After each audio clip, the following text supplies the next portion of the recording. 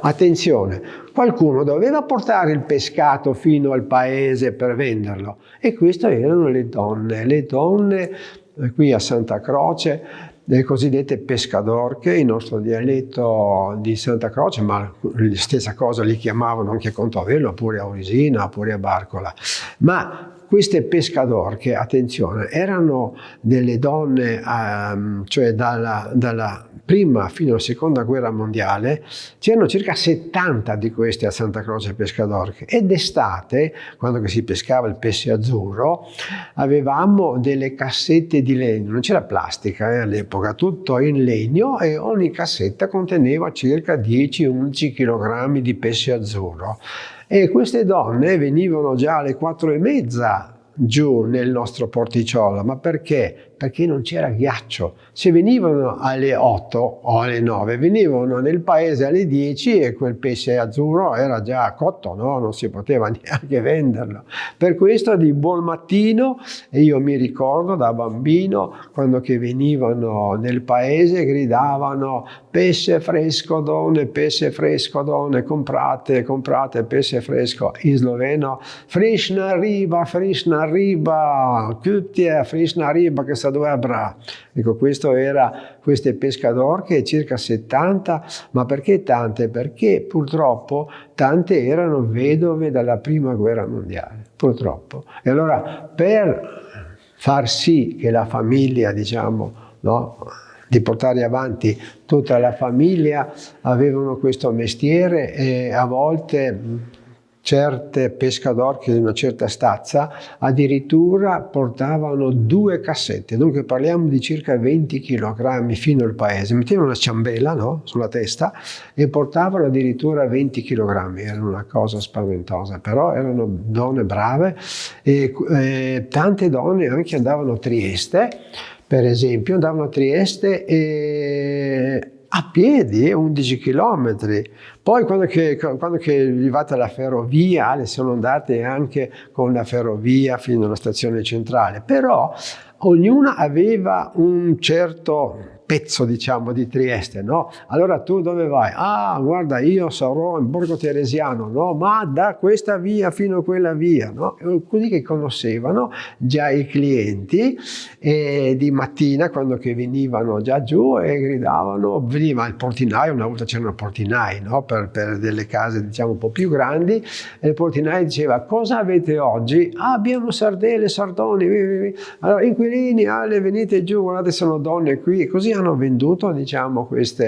Diciamo che le pescadorche sull'altipiano carsico e poi più verso l'entroterra lavoravano all'aperto, mettiamola così, nei paesi, chiamando le persone e vendendo il pesce.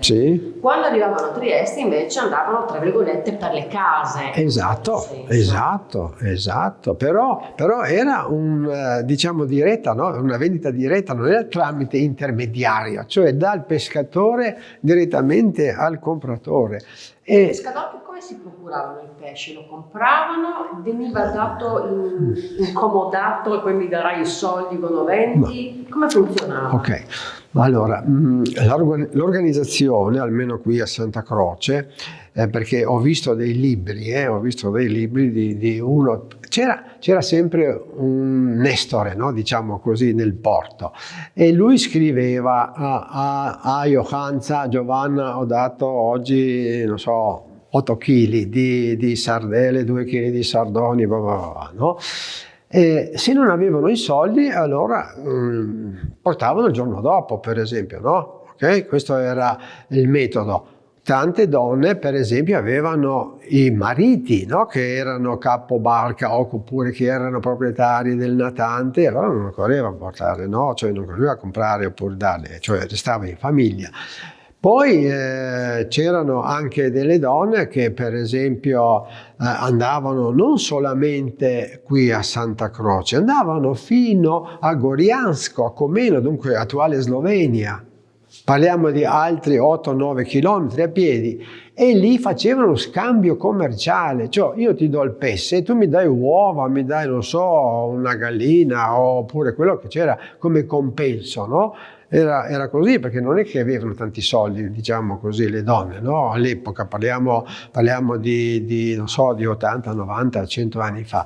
Questo era anche un metodo di queste pescadorche, però quello che è impressionante è come che portavano questo pesce fino al paese, poi ancora avanti, ma sul Carso anche andavano, tanti andavano a Gabrovizza, a Sgonico, oppure non so, Monrupino addirittura, no?